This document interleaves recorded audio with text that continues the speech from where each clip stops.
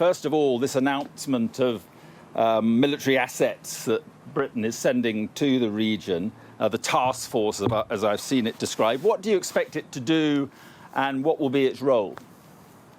Good morning. There'll really be three roles. This is a task force that I've put together to, first of all, monitor the situation. If you remember, there's been issues with Hamas initially entering Israel via the sea, in part, but also looking for weapon shipments and the like. The second thing really is a deterrent factor. We're very keen that other malign actors in the wider region don't think that this is an opportunity to get involved. And so this is a sort of warning people off, or warning those actors off, to term malign external interference, if you like. And the third thing is a humanitarian question. Yeah, sorry to interrupt you on this deterrence issue. I mean, it amounts to two Royal Fleet auxiliary ships. There are no warships with them. Who is going to defend those ships? Yeah, we've taken the decision not to send warships initially at this stage, but these are two Royal Navy ships, which are, as you say, support ships. One of them has hospital facilities on. There's a range of other support, including 3 Merlin helicopters. There's a company of Royal Marines. But as I say, it's intelligence, surveillance, and really a signal to the wider region, and perhaps those actors who might now try to exploit this terrorist Hamas situation to try to do more. So it's a strong sign, but also practical, because the work that the aircraft will be doing, which are also attached to this deployment, will actually be useful intelligence gathering and monitoring as well. So this has several different purposes. Yeah. But you say deterrence and a strong sign. There are no warships there. There are no, destroyers. There are no aircraft carriers.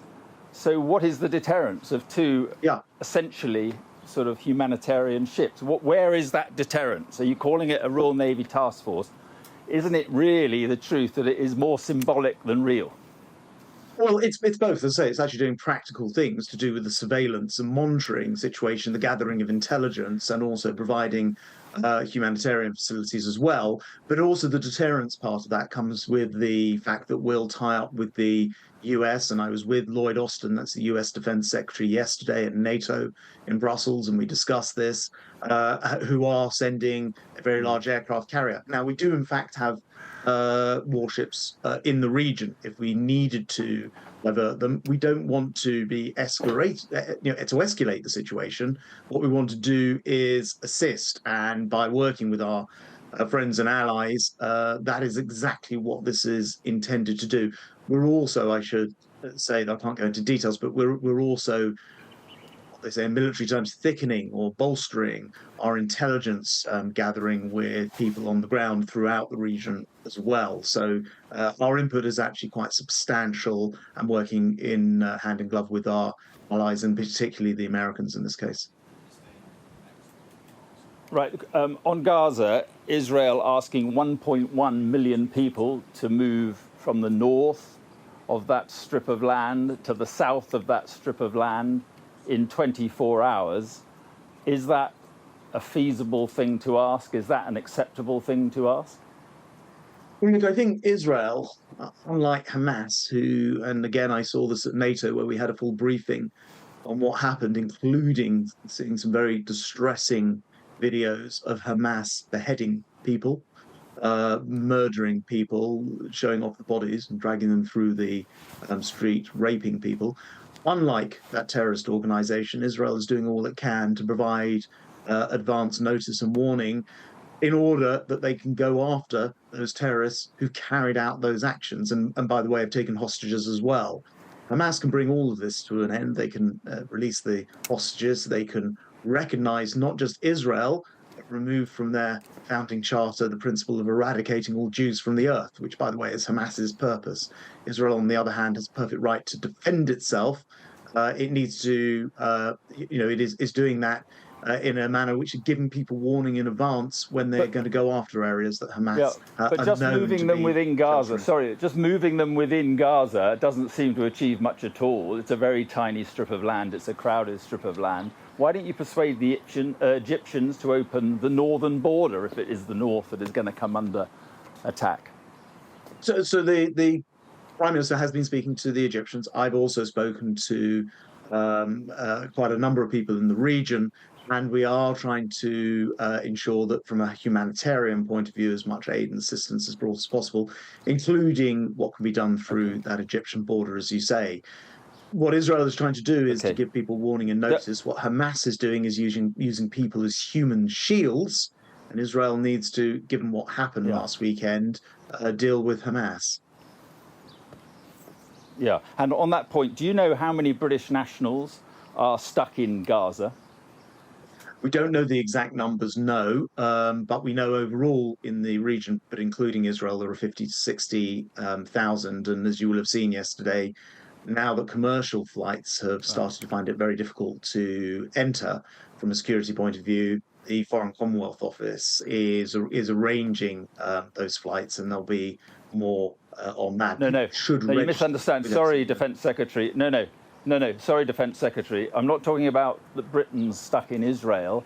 I'm talking about Britons stuck in Gaza. What are you doing to get Britons stuck in Gaza out?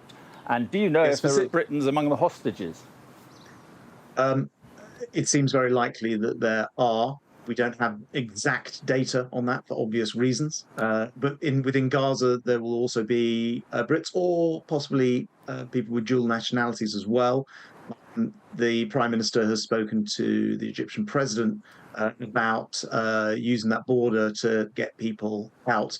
But you're absolutely right to say the situation is far from clear. It's one of the reasons, as I mentioned before, we've sent additional personnel, intelligence personnel, in order to Right. assist with So, exactly those types of operations.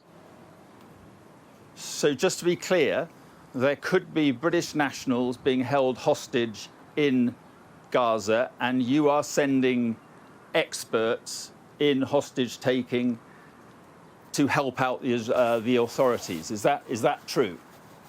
Well, I can't go into specific detail. What I can tell you is it is highly likely, no one will know for sure, that there are those with either British nationals or people with joint nationality involved in the hostage situation that's been reported previously.